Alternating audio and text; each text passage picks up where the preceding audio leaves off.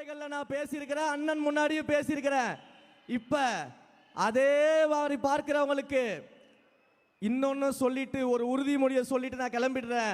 எழுதி வச்சுக்கோங்க, இந்த சின்ன பசங்க வருங்காலத்தில் எதிர்கட்சியே இல்லாத சட்டமன்றத்தில் எங்கள் அண்ணனை முதலமைச்சராக அமர வைப்போம். இது வருங்காலத்தின் வரலாறாக மாறும். மாண்புமிகு முதலமைச்சர் அவர்களுக்கு என்னுடைய நெஞ்சார்ந்த நன்றியை தெரிவிச்சுக்கிறேன்.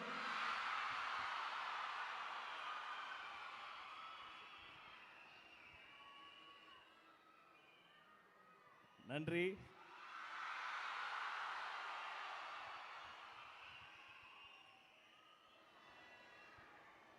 குட்டி புலியே கர்ஜித்தா தாய் புலி எப்படி கர்ஜிக்கணும் உங்களுக்கு சொல்ல வேணுமா?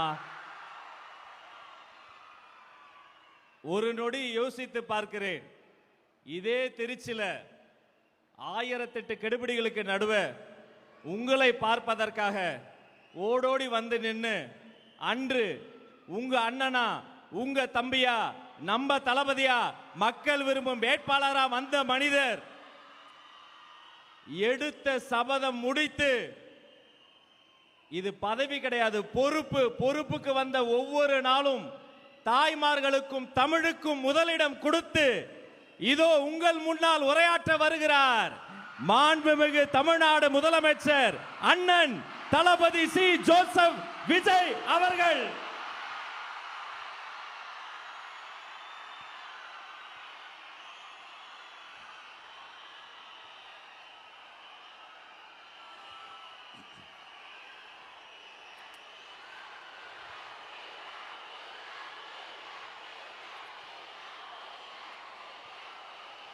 என் நெஞ்சில் குடியிருக்கும்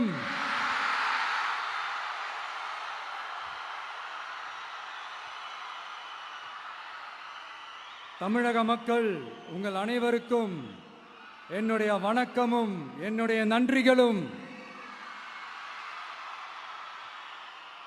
குறிப்பா திருச்சி கிழக்கு தொகுதி மக்கள் உங்கள் அனைவருக்கும் என்னுடைய ஸ்பெஷல் வணக்கமும் ஸ்பெஷல் நன்றிகளும். இதை நான் ஏன் இப்படி சொல்கிறேன்னா, என்னை இப்போ பெரம்பூர் தொகுதி எம்எல்ஏன்னு தான் சொல்லுவாங்க. பட் ஆனால் அது எலெக்ஷன் கமிஷனோட அந்த சட்ட விதிகளுக்கு மட்டும்தான் அப்படி. ஆனால் என்னை பொறுத்த வரைக்கும், தமிழ்நாட்டை பொறுத்த வரைக்கும், தமிழ்நாட்டுக்கு எப்படி திருச்சி ஒரு இதயம் மாறியோ அந்த மாதிரி என்னோட இதயத்துக்கு திருச்சி கிழக்கு தொகுதி மக்களும் ரொம்ப ரொம்ப ரொம்ப க்ளோஸ் தான். அதுல எந்த மாற்றமும் கிடையாது. சரிங்களா?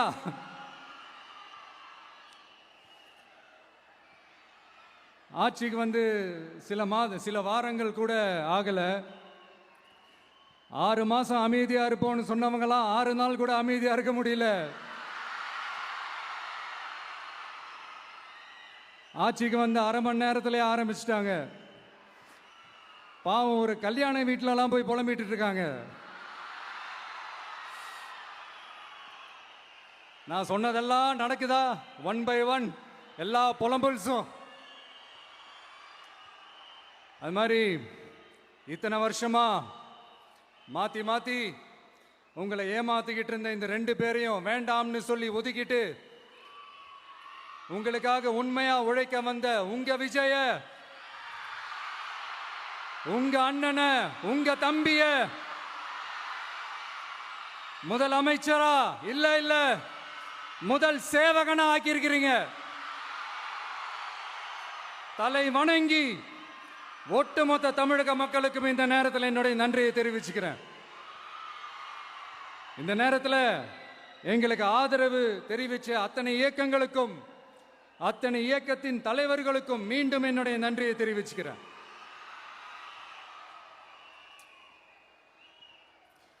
புரட்சி தலைவர் எம்ஜிஆர் அவர்களுடைய முதல் தேர்தலில் கூட இந்த அளவுக்கு ஒரு ஓட் பர்சன்டேஜ் வாங்கல அப்படின்ட்டு நிறைய பேர் சொன்னாங்க.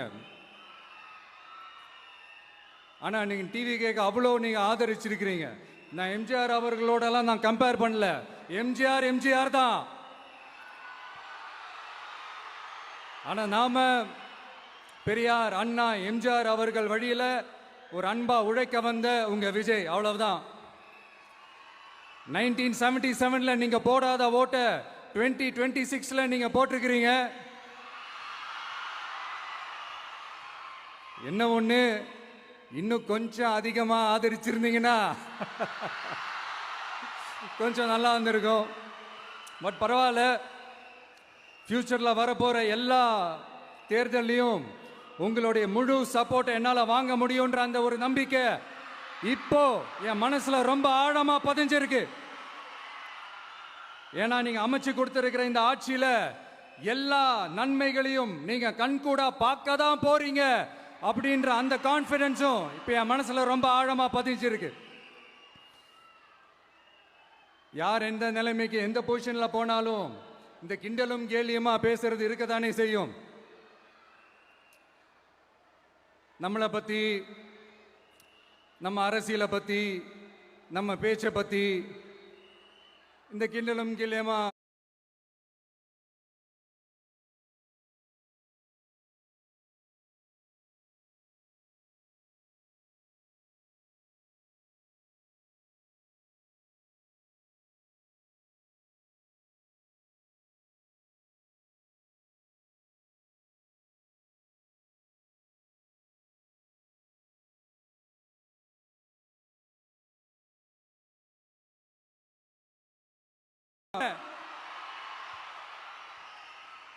அடுத்து இப்ப நம்ம புதுசா அந்த சூட்லாம் போட்டு வரோம்ல, அதை பத்தி கூட நிறைய பேர், ஏன் நாமெல்லாம் கோட் சூட்லாம் போடக்கூடாதா? அதிகாரம் செய்யறவங்களும் ஆதிக்க சக்திகளும் மட்டும்தான் கோட் சூட்லாம் போடணுமா என்ன? அப்பெல்லாம் எதுவுமே கிடையாது. நான் என்ன கலர் கலராவா போட்டு வரேன்? ரெண்டே கலர், நம்ம எல்லாரும் மனசு மாதிரியே பிளாக் அண்ட் ஒயிட். எல்லாத்திலும் பிளாக் அண்ட் ஒயிட்டா இந்த விஜய் இருப்பான் அப்படின்னு காட்டுறதுக்கு தான் அந்த கலர்.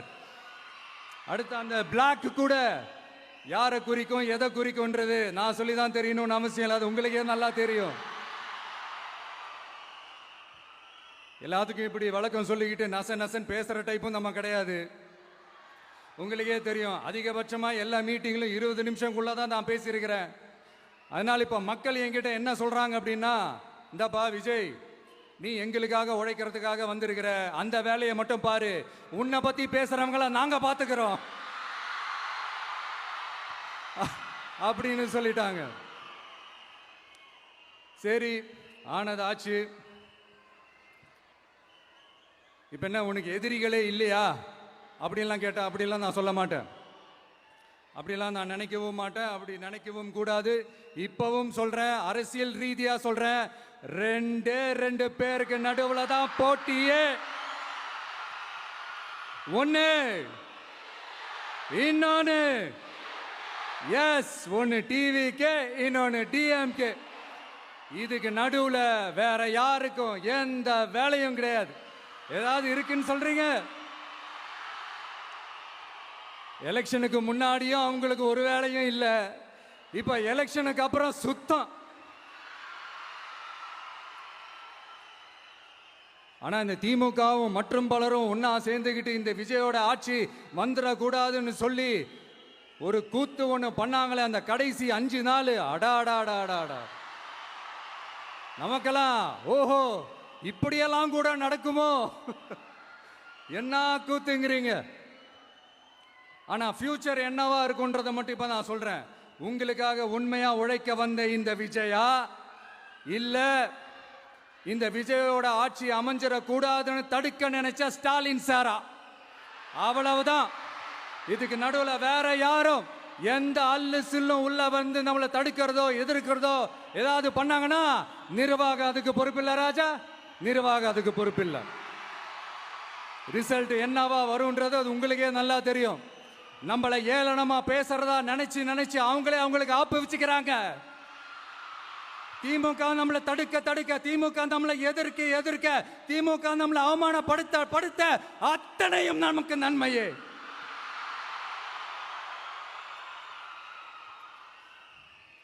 ஒன்று கவனிச்சிங்களா மக்களே, நம்ம ஆட்சிக்கு வந்ததுக்கு அப்புறம் ஒரு விஷயம் ஒன்று நடந்துகிட்டு இருக்கு.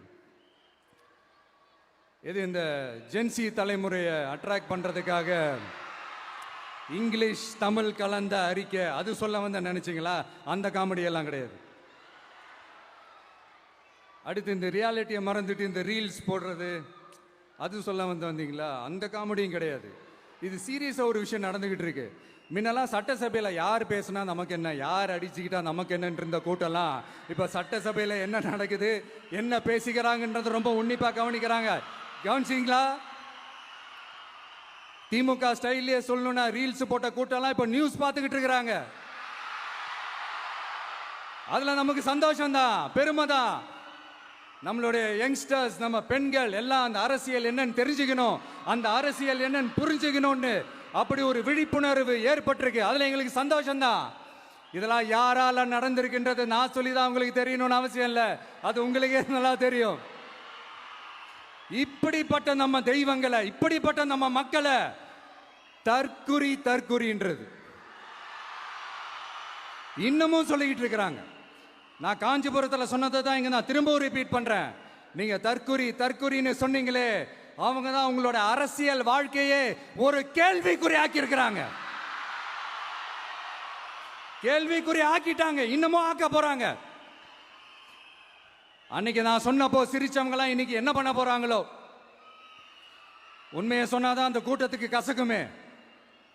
உண்மையிலே நீங்க மக்கள் மனசை புரிஞ்சு வச்சிருந்தீங்கன்னா நீங்க இப்படி மக்களை தப்பாவே பேசியிருக்க மாட்டீங்க. அது என்ன, அப்புறம் அரசியல் புரிதல் இல்லாம மக்கள் நமக்கு ஓட்டு போட்டுட்டாங்களாம். இந்த கவர்ச்சியில மயங்கி மக்கள் நமக்கு ஓட்டு போட்டுட்டாங்களா? நான் என்ன, சரி விடுங்க.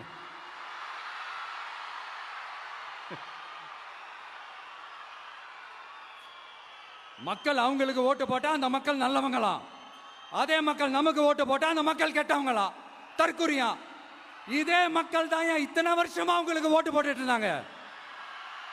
உங்களுக்கு மட்டும் என்ன, வேற ஏதாவது பிளானட்ல இருந்து குதிச்சு ஓட்டு போட்டு போனாங்களா? தற்குறியாமா, தற்குறி நல்லா வருது, வேணான்னு பாக்குறேன். எங்க அண்ணன் விஜயகாந்த் அண்ணன் சொல்ற மாதிரி, அண்ணா அவர்கள் ஆரம்பிச்ச கட்சியை ஒரு அடிமை கூடாரமா ஆக்குனது யாருங்க சார்? இப்படி எல்லாம் ஆக்கிட்டு உண்மையை சொல்லு உடன்பிறப்பேவா. உங்களோட அந்த உண்மையான உடன்பிறப்புக்கெல்லாம் என்ன சொல்றாங்க தெரியுமா சார்? திமுக இப்படி ஆனதுக்கு காரணம், அந்த காரணத்தை வெளியிலலாம் போய் தேடாதீங்க, உங்க குடும்பத்துக்குள்ளேயே கேளுங்கிறாங்க. உங்களுக்காக மாடா உழைச்சி தேஞ்சு போய் கிடக்கிறோம். திமுக இப்படி ஆனதுக்கு காரணம் உழைக்காம சொகுசா இருக்கிற உங்க குடும்பத்துக்குள்ளேயே போய் கேளுங்கிறாங்க. ஒவ்வொரு திமுக தொண்டனும் அதை சொல்றாங்க. அதை புரிஞ்சிக்காம நம்மளையும் நம்ம மக்களையும் தப்பா பேசிக்கிட்டு, நீங்க மக்களை தப்பா பேசுனீங்கன்னா இந்த விஜய் வந்து கேள்வி கேட்பான், சும்மா இருக்க மாட்டான். இந்த விஜயும் தமிழ்நாட்டு மக்களும் வேறு வேறு இல்லை. இந்த விஜய் தான் தமிழ்நாட்டு மக்களோட ஒரு உண்மையான ஒரே பிரதிநிதி. இது இன்னைக்கும் சரி, நாளைக்கும் சரி, நாளன்னைக்கும் சரி, இதுதான் நிஜம். மறுபடியும் சொல்றேன்,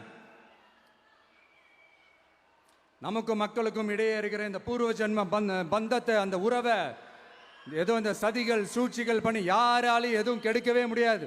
கெடுக்க ட்ரை பண்ணீங்க நம்ம ஆட்சிக்கெல்லாம் வரதுக்கு முன்னாடி, என்ன சதிகள், என்ன சூழ்ச்சிகள், என்னென்னலாம் பண்ணி எப்படி எப்படியெல்லாம் தடுத்துடலான்னு. ஆனா இப்ப ஆட்சிக்கு வந்த இந்த சாமானிய மக்கள் ஆட்சியை நீங்க இந்த எதிர்கட்சியா இருக்கும் போது ஒன்று யூஸ் பண்ணுவீங்கல்ல, இந்த பழைய டெக்னிக், அதெல்லாம் யூஸ் பண்ணி நம்மளையும் மக்களையும் பிரிச்சலாம்னு நினைச்சீங்கன்னா அது ஒரு காலம் நடக்காது. மக்கள்லாம் ரொம்ப தெளிவாயிட்டாங்க சார், ரொம்ப தெளிவாயிட்டாங்க. அதனால ஒரு ஆக்கப்பூர்வமான ஒரு எதிர்கட்சியா செயல்பட்டு மக்கள் மனசை வெல்ல பாருங்க. இந்த கடைசி லாஸ்ட் 1 மந்தா நடந்த ஒரு சில விஷயங்கள் உங்ககிட்ட நான் ஷேர் பண்ணணும்னு ஆசைப்படுறேன். இந்த 200 யூனிட் மின்சாரம், கட்டணமில்லா மின்சாரம் அறிவிச்சோம். அதில் ஆல்ரெடி இருந்த 100 யூனிட் திமுக கொடுத்தது கிடையாது. மேடம் ஜெயலலிதா மேடம் இருந்தப்போ செஞ்சுட்டு போனது. ஸ்டாலின் சார் பதவி போன அந்த கடுப்புல அறிக்கையா விட்டு தள்ளிக்கிட்டு இருக்கிறாரு. என்ன பண்ணீங்க உங்களுடைய ஆட்சியில? மக்கள் பணத்தை, டாஸ்மாக்ல இருந்து அடிச்ச அந்த பணத்தை, ஊழல் செஞ்ச அந்த ஃபைலை க்ளோஸ் பண்றதுக்கு அலையா அலைஞ்சிங்க. ஆனா இந்த விஜய் மக்களுக்கு தொந்தரவா இருக்கிற அதே டாஸ்மாக க்ளோஸ் பண்ணா. விவசாயிகளோட அந்த கடனை தள்ளுபடி மேக்சிமம் இந்த 1 மந்த்ல என்ன செய்ய முடியுமோ அதை செஞ்சான். நீங்க தான் அந்த நிதி சம்பந்தமா இருக்கிற எல்லா கேட்டையும் லாக் பண்ணி வச்சுட்டு போயிருக்கிறீங்க. அதை சரி செய்ய வேணாமா? அதை ஒழுங்குபடுத்த வேணாமா? அதனால மறுபடியும் சொல்றேன், இந்த விஜய் பொய் சொல்லி ஏமாத்துறதுக்காகலாம் அரசியலுக்கு வரல. உங்க கூடவே நிக்கிறதுக்காக மட்டும்தான் அரசியலுக்கு வந்திருக்கிறேன். அதுல எந்த மாற்று கருத்துமே கிடையாது. கவலையப்படாதீங்க விவசாய பெருமக்களே. அடுத்து இந்த சட்டம் ஒழுங்கு அது சரியில்லை இது சரியில்லைன்னு சொல்லி திமுகவும் மற்றும் பலரும் மாறி மாறி கூவுறீங்க. நான் ஒண்ணு கேட்கிறேன், இந்த மாடல் அரசுன்னு சொல்றீங்களே, அதுல என்ன செஞ்சு வச்சுட்டு போயிருக்கீங்க? ஒரு ஊரு விடாம ஒரு தெரு விடாம போதைப் பொருள் கலாச்சாரம் அப்படியே ஸ்ப்ரெட் ஆகி கொட்டி கிடக்குது. அது அப்பவே இனிஷியல் ஸ்டேஜ் அதை நீங்க கண்ட்ரோல் பண்ணிருந்தீங்கன்னா இத்தனை பெண்களை இழக்க வேண்டிய ஒரு சூழ்நிலை ஏற்பட்டிருக்குமா? எல்லாத்தையும் பண்ணிட்டு பழியை தூக்கி ஏன் மேல போடுறாங்க? நீங்க என்ன பழி நம்ம மேல போட்டாலும் மக்கள் நிம்மதியா வாழக்கூடிய அந்த செயலை கண்டிப்பா இந்த விஜய் செஞ்சுதான் காட்டுவான். அதுக்காக தான் எஃபிஷியன்டான போலீஸ் ஆபீசர்ஸ் நான் அப்பாயிண்ட் பண்ணியிருக்கிறேன். எஃபிஷியன்டான அந்த போலீஸ் ஆபீசர்ஸ் டீம் நான் அப்பாயிண்ட் பண்ணியிருக்கிறேன். பெண்கள் பாதுகாப்பான அந்த சிங்க பெண் காவல் படை நெக்ஸ்ட் வீக் அதை இனாகரேட் பண்ண போறோம். தப்பு செஞ்சவங்களுக்கான தண்டனை, அதுக்கான சார்ஜ் ஷீட் எல்லாமே ரொம்ப ஃபாஸ்டா ரொம்ப ஸ்பீடா செய்யறதுக்கான அந்த வேலையை செய்ய சொல்லி இருக்கிறோம். கோர்ட்ல கூட தப்பு செஞ்சவங்களுக்கான அந்த கடுமையான தண்டனை வாங்கி கொடுக்கறதுக்கான அந்த வேலையையும் ரொம்ப சீக்கிரமா செய்ய சொல்லி இருக்கிறோம். அதனால நீங்க என்ன பழி நம்ம மேல போட்டாலும் உண்மையா உறுதியா மக்களுக்கு தேவையான எல்லா விஷயங்களையும் இந்த விஜய் செஞ்சு தான் காட்டுவான். இப்படியெல்லாம் நம்ம சொல்றதுனால இவங்க என்ன சொல்லுவாங்க தெரியுமா? அவங்க தான் ஆட்சியிலே இல்லையே, அப்புறம் ஏங்க அவங்கள குறை சொல்றீங்க அப்படின்னு கேட்பாங்க. வேர்ல வெந்நியை ஊத்திட்டு போனவங்கள வெளிச்சம் போட்டு காட்டாம பின்ன வேற என்ன சொல்லுவாங்க? இதெல்லாம் மக்கள் கிட்ட நம்ம தெளிவாக எடுத்து சொல்லணும் இல்லையா? அதுக்காக தான் இதெல்லாம் சொல்லிட்டு இருக்கிறேன். நம்ம மக்களுக்காக இவ்வளோ வேலை பார்க்குறோம், ஆனால் இவங்க அதையெல்லாம் விட்டுட்டு குதிரை பேரம் பண்ணுறாரு, அது பண்ணுறாரு, இது பண்ணுறாருன்னு சொல்லிட்டு தப்பாக கதையெல்லாம் அடித்து விட்டுக்கிட்டு இந்த தீய சக்தியும் தீந்து போன சக்தியும் அதாங்க திமுகவும் மற்றும் பலரும் ஒன்னா சேர்ந்துக்கிட்டு திருட்டுத்தனமா யாருக்கும் தெரியாம ஒரு ஓரமா மூலையில உட்கார்ந்துட்டு பேரம் பேசி கூட்டு சேர்ந்து ஆட்சி அமைச்சு கொள்ளையடிக்க திட்டம் போட்டாங்க. அது ஏன் தெரியுமா? உங்களோட இந்த டிவிக்கு ஆட்சி அமைஞ்சா அவங்க பொழப்பே போயிடும். அந்த கொள்ளையடிக்கிறது, லஞ்சம், ஊழல் எல்லாமே கத்தம். அதான் இந்த காரணம். அடுத்து ஸ்டாலின் சார், திமுக இப்போ தீய சக்தி மட்டும் இல்ல, மக்களை விட்டு ரொம்ப தூரமா போன தூர சக்தி, ஓர சக்தி, கோர சக்தி, பார சக்தி. நீங்க எப்போ இந்த தீந்து போன சக்தியோட நீங்க கூட்டு சேர்ந்துக்கிட்டு ஆட்சி அமைக்கணும்னு நினைச்சீங்களோ அப்பவே இந்த திமுக தூர்த்து போன சக்தியாகவும் ஆயிடுச்சு.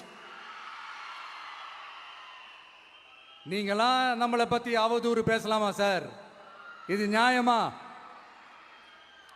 மக்களை இவ்வளவு பெரிய மக்கள் சக்தி நம்மளோடு இருக்கும் போது நமக்கு எதுக்கு வேற அரசியல்? எலெக்ஷன்ல 50-60 வருஷமா இருந்த சாதிய உடைச்சிருக்கிறோம், மதத்தை உடைச்சிருக்கிறோம், காசு கொடுத்து ஓட்டு வாங்கறத உடைச்சிருக்கிறோம். நாம எது செஞ்சாலும் கான்ஸ்டிடியூஷன்ல தான் செய்வோம்.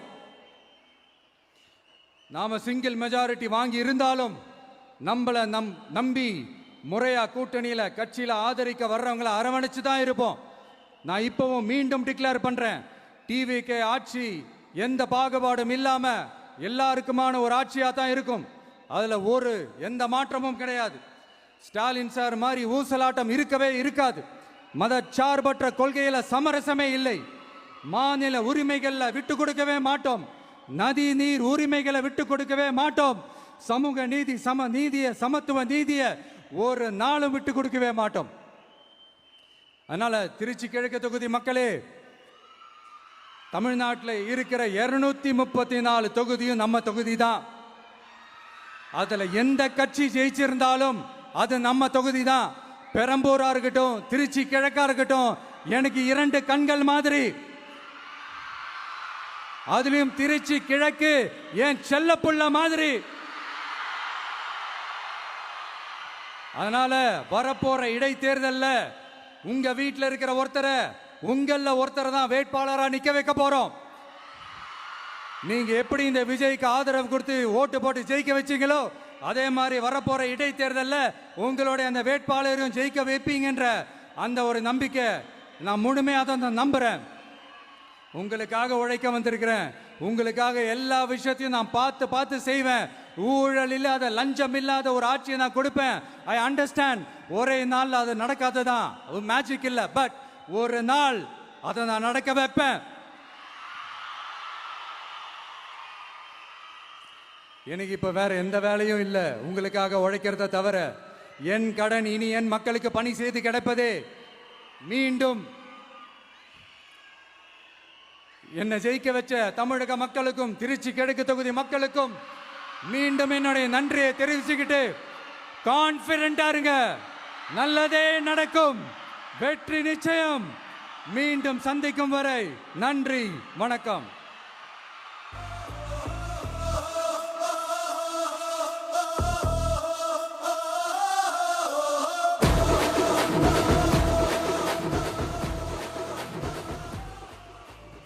பணநாயகத்தை உடைத்த எங்கள் ஜனநாயகம் தமிழ்நாடு புது வரலாற்றை உருவாக்கிய மாண்புமிகு முதலமைச்சர் அவர்களுக்கு பரிசு வழங்கி சிறப்பு செய்வதற்காக மூத்த அரசியல் தலைவர் மதிப்பிற்குரிய திரு வெல்லமண்டி நடராஜன் அவர்களை அரங்கம் நிறைந்த கரவொலியோடு அன்போடு அழைக்கிறோம்.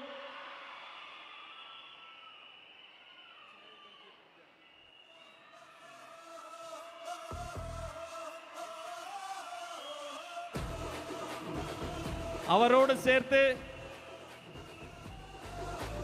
திருச்சி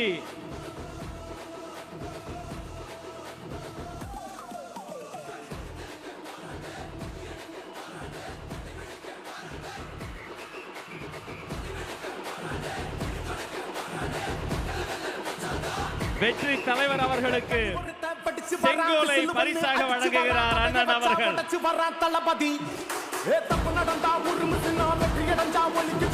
அவரை தொடர்ந்து ஸ்ரீரங்கம் சட்டமன்ற உறுப்பினரும் மாண்புமிகு அமைச்சருமான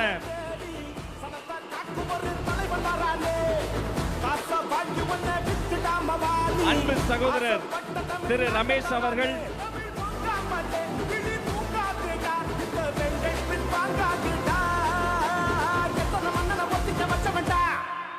நான் தன்னந்தனியாளு நீயால நம்ம பாரு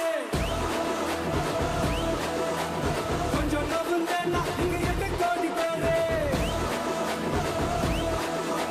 மலைக்கோட்டை மாநகரும் ஸ்ரீரங்கத்து கோபுரமும் ஒன்றாக காட்சி தரும் அந்த ஓவியத்தை பரிசாக வழங்குகிறார்.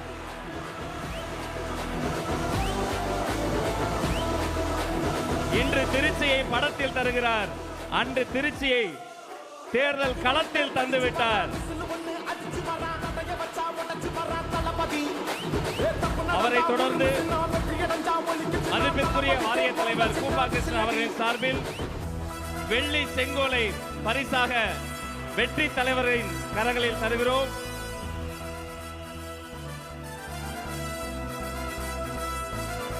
நம்மிடமிருந்து விடைபெறுகிறார் மாண்புமிகு தமிழ்நாடு முதலமைச்சர் அண்ணன் சி.